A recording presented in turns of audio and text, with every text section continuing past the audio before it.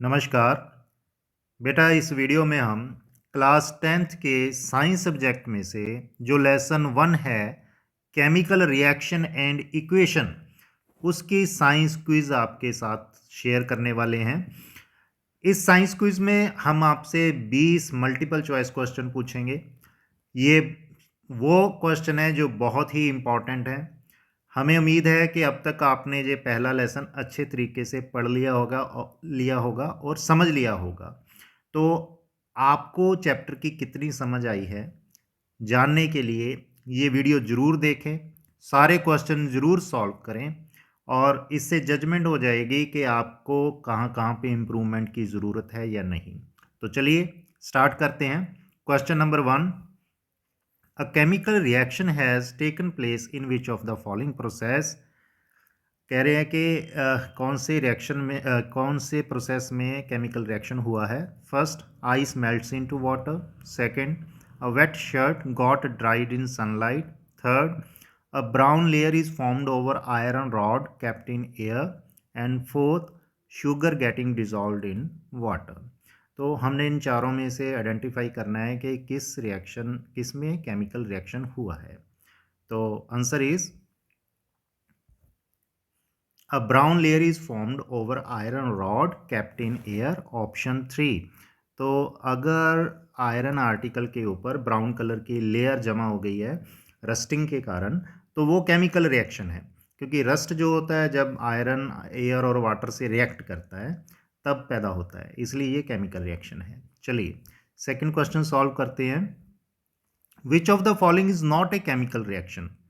Formation of salt solution, milk turns sour in hot weather, burning of matchstick, contamination of food। इसमें हमें पूछा गया है कि कौन सा केमिकल रिएक्शन नहीं है।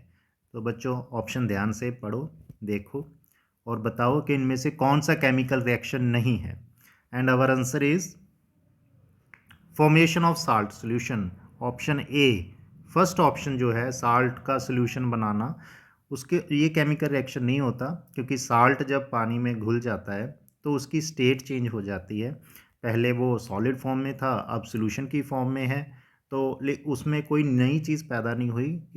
इट मीन्स उसमें कोई केमिकल रिएक्शन नहीं हुआ।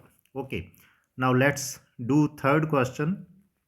And the question is, a chemical reaction has taken place can be represented by which of the following condition? Evolution of a gas, heat released, change in color, or all of the above। किसी chemical reaction में हुआ है या नहीं हुआ उसको represent करने के लिए कौन कौन सी कंडीशंस हैं, यहाँ पे हमें कुछ कंडीशंस दिए गए हैं। तो ध्यान से पढ़िए और बताइए कि आंसर क्या है। आप ये कमेंट बॉक्स में भी बता सकते हो। And the answer is all of the above. Yes, option 4 all of the above. देखिए जब किसी चीज़ में गैस प्रोड्यूस होती है या किसी चीज़ में हीट रिलीज होती है, किसी चीज़ का कलर चेंज हो जाता है, तो ये सारी चीज़ें केमिकल रिएक्शन होती हैं। Okay, now fourth question is, a chemical equation properly written has which of the following features. Chemical equation को अगर अच्छे से लिखना है तो उसमें क्या क्या गुण होने चाहिए? Temperature required, should be balanced, should have information regarding physical states और all of the above। बेटे बताइए इसमें से कौन कौन सी ऑप्शन सही आंसर है। And the answer is all of the above. जी, एक अच्छी केमिकल इक्वेशन में हमें टेम्परेचर भी बताना चाहिए, उसको बैलेंस भी करना चाहिए और उसकी फिजिकल स्टेट जो रिएक्टेंट्स हैं या प्रोडक्ट्स हैं उनकी फिजिकल स्टेट जैसे solid, liquid, gas, aqueous solution या प्रेसिपिटेट जो भी बना है वो स्टेट्स हमने बतानी होती हैं, तो वो अच्छी केमिकल इक्वेशन मानी जाती है। And now the question number 5, a chemical equation should be balanced. Chemical equation को बैलेंस किया जाता है, क्यों किया जाता है? First option is to satisfy law of conservation of energy. Second option is to satisfy law of conservation of mass. Third is to make equation attractive and fourth is all of the above. बताइए बेटे इनमें से कौन सी option आएगी? And the answer is to satisfy law of conservation of mass. जी, ये second option आ गई अपने law of conservation of mass को सेटिस्फाई करने के लिए केमिकल इक्वेशन बैलेंस होनी चाहिए। मींस जो केमिकल इक्वेशन की लेफ्ट साइड है और राइट साइड है, दोनों तरफ का मास सेम होना चाहिए। वो तब पॉसिबल होगा जब इक्वेशन बैलेंस होगी, नंबर ऑफ एटम सेम होंगे, तभी वो चीज़ पॉसिबल होगी। Okay, now come question number 6। A chemical equation is said to be balanced if number of compounds are, अगर केमिकल इक्वेशन को तब बैलेंस माना जाता है जब the number of compounds are same in both side. This was equation first option. And the second is molecules are same on both side. Third is number of atom is same in both side. Fourth is number of electrons are same in both side.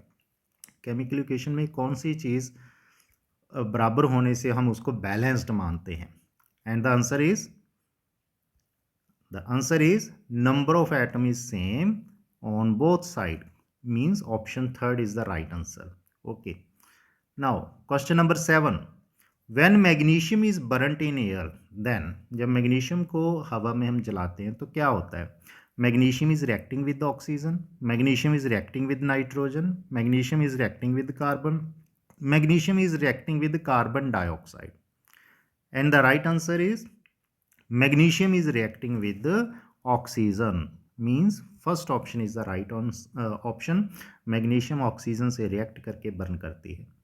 okay, now question number 8। the biogas which we use in home is basically methane gas। ठीक है बेटे, biogas जो होती है basically उसमें methane gas ज़्यादा होती है जिसका फार्मूला है CH4।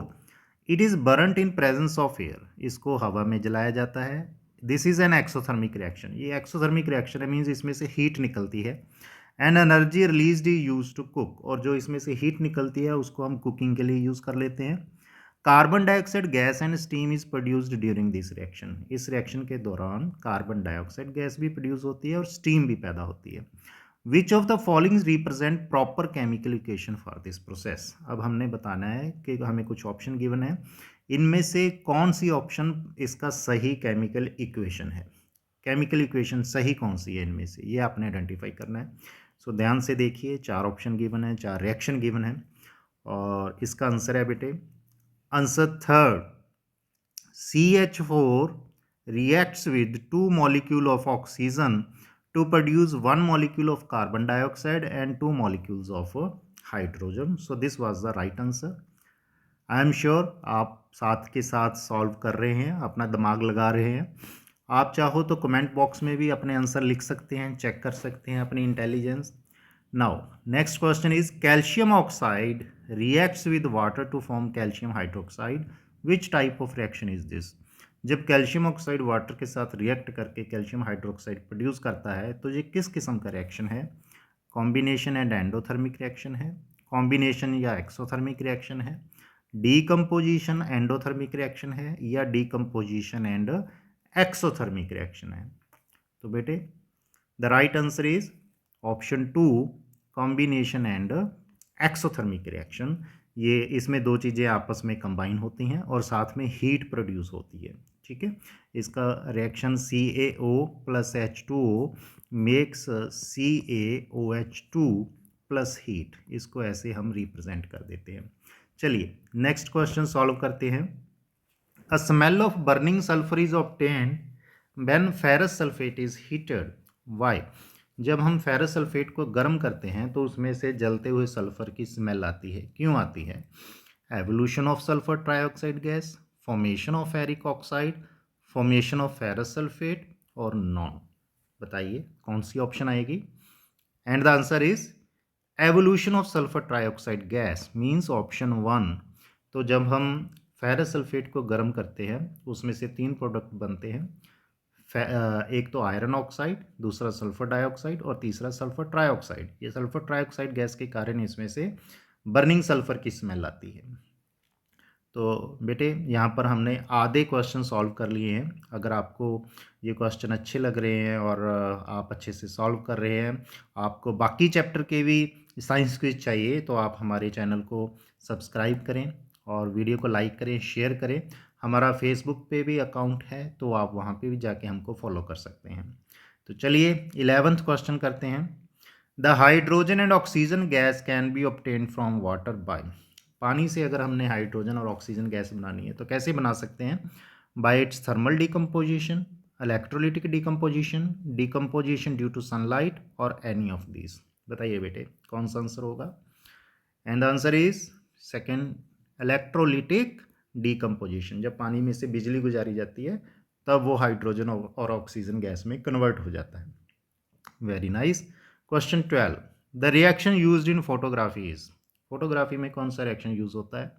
Thermal decomposition of silver chloride, thermal decomposition of silver bromide, decomposition of silver bromide bye sunlight, decomposition of silver chloride by sunlight. And the answer is 4, decomposition of silver chloride by sunlight. yes, silver chloride silver का salt है, इसको हम जब धूप में रखते हैं तो ये डिकम्पोज हो जाता है, सिल्वर अलग हो जाता है, क्लोरीन अलग हो जाती है, इससे हमें सिल्वर मिलता है। Okay, next is the iron nail is kept in copper sulphate solution, the iron is covered by A brownish substance which is. जब हम आयरन को कॉपर सल्फेट के सोल्यूशन में रखते हैं तो आयरन के ऊपर एक ब्राउन कलर का परत चढ़ जाती है। वो किस चीज़ की परत होती है? कॉपर सल्फेट की, फेरस सल्फेट की, सिर्फ कॉपर की या नन?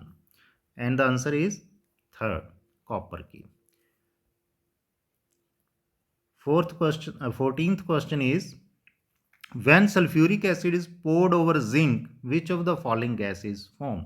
जब जिंक के ऊपर सल्फ्यूरिक एसिड डाला जाता है तो कौन सी गैस बनती है? Options are sulphur dioxide, oxygen gas, sulphur trioxide, hydrogen gas. And the answer is fourth, hydrogen gas. जब भी कोई एसिड मेटल के ऊपर डाला जाता है हमेशा उसमें से हाइड्रोजन गैस प्रोड्यूस होती है। चलिए 15वां क्वेश्चन करते हैं। Combustion reaction in our body takes place in which glucose is burn to generate energy that we use, this exothermic process is commonly known as. जब हमारी बॉडी में ग्लूकोज जल के एनर्जी पैदा करता है तो उस रिएक्शन को हम जनरली किस नाम से जानते हैं, क्या कहते हैं? वो है डाइजेशन, एक्सक्रीशन, रेस्पिरेशन या फिर सर्कुलेशन। बताइए कौन सा रिएक्शन होता है ये ग्लूकोज के टूटने वाला, एनर्जी प्रोड्यूस करने वाला? The answer is respiration. Yes, this process is known as respiration. Now 16th question. The question is, on reaction of sodium sulfate with barium chloride, the compound which appear in solution as precipitate is। जब हम sodium sulphate का reaction barium chloride से करते हैं तो किस चीज़ के precipitate बनते हैं? सोडियम क्लोराइड के, बेरियम क्लोराइड के, बेरियम सल्फेट के या फिर सोडियम सल्फेट के? And the answer is third, barium sulphate के। Okay, now 17th question, which of the following can not displace copper from its copper solution. इनमें से कौन सी चीज़ कॉपर के सोल्यूशन में से कॉपर को डिस्प्लेस नहीं कर सकती? And the option is iron, zinc, magnesium और सिल्वर। बेटे हमें पता है डिस्प्लेसमेंट रिएक्शन में जो वीक एलिमेंट है वो strong means, weak means less reactive element more reactive element को डिस्प्लेस नहीं कर सकता। तो हमने आइडेंटिफाई करना है इनमें से लेस रिएक्टिव कौन है, और लेस रिएक्टिव है इनमें silver, so it's answer is silver. Now 18th question, the reaction used in photography is. Photography में कौन सा रिएक्शन यूज होता है? आई थिंक ये क्वेश्चन रिपीट हो गया है। तो reaction used in photography is, हमने पहले भी ये कर लिया, decomposition of silver chloride by sunlight. Okay, now come to next question, 19th question, a chemical reaction between iron oxide and aluminium metal used for welding is also known as। Iron oxide और aluminium metal के बीच में reaction होता है कोई, और वो reaction में इतनी हीट प्रोड्यूस होती है कि उसको वेल्डिंग के लिए यूज़ किया जाता है। वो उस रिएक्शन का नाम क्या है? आपने नाम बताना है। क्या उसे हम फोटोलाइसिस कहते हैं, फोटोसिंथेसिस कहते हैं, फोटोकेमिकल रिएक्शन कहते हैं या थर्माइट रिएक्शन कहते हैं? And the answer is yes, it's thermite reaction. It's very important reaction, अक्सर एग्जाम में ये क्वेश्चन पूछा जाता है, तो याद रखें इसको। Now come to last question, and the question is, during Haber's process which gas is produced. Haber process के दौरान कौन सी गैस बनती है? नाइट्रोजन, हाइड्रोजन, अमोनिया या फिर none of this. And the answer is ammonia gas, जिसका formula होता है जी NH3। तो बेटे this is also one of the very important question, याद रखिए। हैबर प्रोसेस में नाइट्रोजन और हाइड्रोजन एक दूसरे से रिएक्ट करके अमोनिया गैस प्रोड्यूस करते हैं। तो कितने क्वेश्चन आपको आते थे, आपने अपने आप का सेल्फ एनालिसिस करना है, सही में ईमानदारी से सेल्फ एनालिसिस करके। अगर आपको कुछ क्वेश्चन इस वीडियो में से नहीं आते तो ये वीडियो दोबारा देखें, क्योंकि ये इम्पॉर्टेंट क्वेश्चन है, अंडरस्टैंडिंग बेस्ड है। आजकल CBSE ऐसे ही क्वेश्चन एग्ज़ाम में डालती है, और अगर आपके ये मल्टीपल चॉइस क्वेश्चन ठीक होंगे तो आपको ज़्यादा से ज़्यादा मार्क्स मिलेंगे, इसमें तो कोई मार्क्स कटने की गुंजाइश ही नहीं है। उसके अलावा ये वाले क्वेश्चन आपके कंपटीशन के एग्ज़ाम की तैयारी में भी बेटे काम आएंगे। तो काफ़ी काम की वीडियो है आपके लिए। और अगर आप चाहते हैं कि बाकी लेसन्स की वीडियो भी आपको सबसे पहले मिले तो हमारा चैनल सब्सक्राइब करना मत भूलिए। धन्यवाद।